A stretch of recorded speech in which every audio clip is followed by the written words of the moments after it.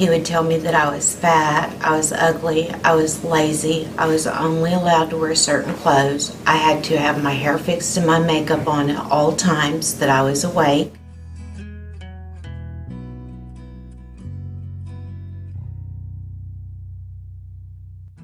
And that I was always accused of having an affair with someone. Even if I was at the laundromat doing laundry, I was seeing someone else while I was there.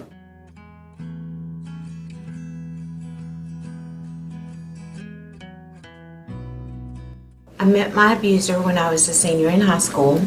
I thought I'd met the man of my dreams. Got pregnant. My parents had to sign paperwork for me to legally marry him because I was underage. The first thing he did was isolate me and move me away from all of my family.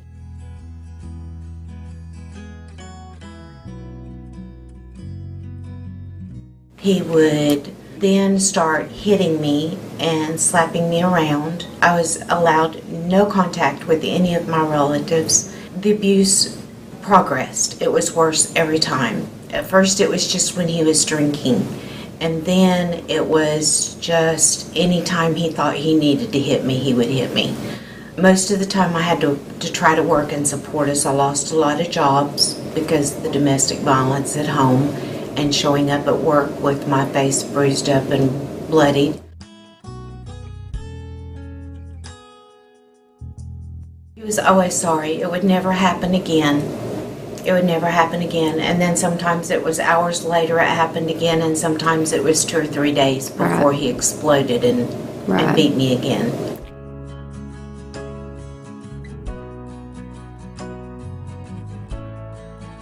Cops were called one night, and the police took me and my son to a neighboring town, and we spent the night with some people. But the next day when they got up and went to work, I had no place to go, so naturally I went back, and we moved frequently because they couldn't keep a job and we couldn't keep utilities.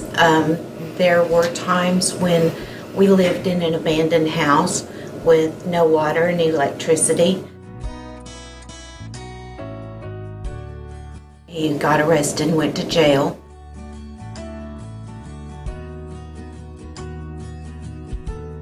And he got out of jail and started contacting me again.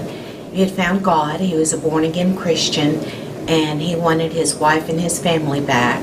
So like most women do, I fell for it. I went back, and it was all roses and wine at first, and then the abuse started again, and then it continued to rape, being stabbed at 2 different times, had a gun held to my head, and it just kept escalating to the point that it started involving my son.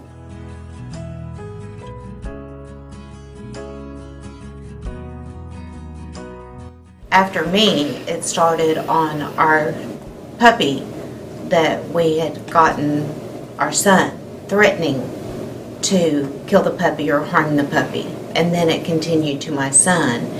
And then he started telling me that if I left him again, that he would start on my family members and kill them or harm them or maim them until they gave up where I was at and he got me back.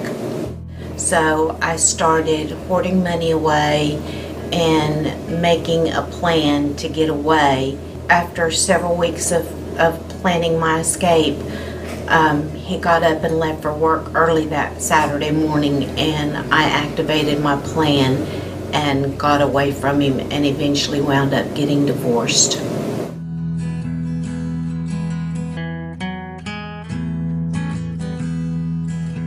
I have memory loss and I have problems putting things in chronological order because of the blunt force trauma to the head, and I also have a tear that has healed on the back of my right eye that my eye doctor said was from the blunt force trauma while being beaten. After leaving my abuser, I got my high school diploma.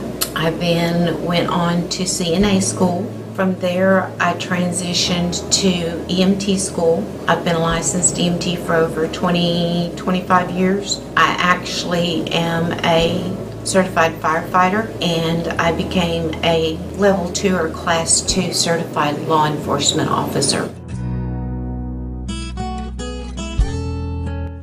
I'm Jan Holmes. I'm originally from DeQueen, Arkansas. We were transplants to Benton. My husband and I have 2 wonderful boys and 2 awesome grandchildren and a beautiful daughter-in-law.